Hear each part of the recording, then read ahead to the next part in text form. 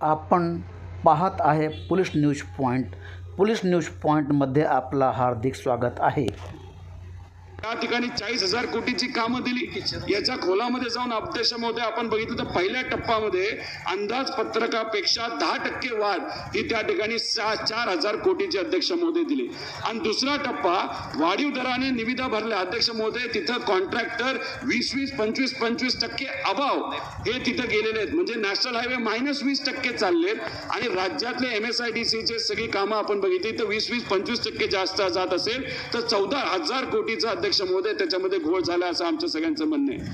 अध्यक्ष महोदय, समृद्धी महामार्गाच्या बाबतीत तसंच काहीतरी झालं. 2018 मध्ये मूळ किंमत 49,000 कोटी होती. टेंडर नंतर 4-5 महिन्यानंतर ती किंमत किती वाढली तर 6,000 कोटी अध्यक्ष महोदय तिथं वाढली.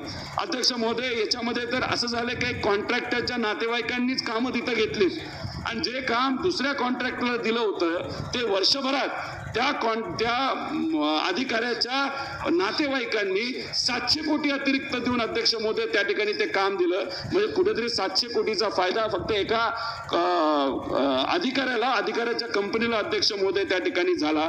मग कुठेतरी काळं हे त्या समृद्धी मार्गात होतं, शक्तिपीठा मार्गामध्ये सुद्धा आहे, पुणे रिंग रोड मध्ये आहे, जालना नांदेड महामार्गामध्ये सुद्धा अध्यक्ष महोदय असाच काहीतरी विषय झाला होता.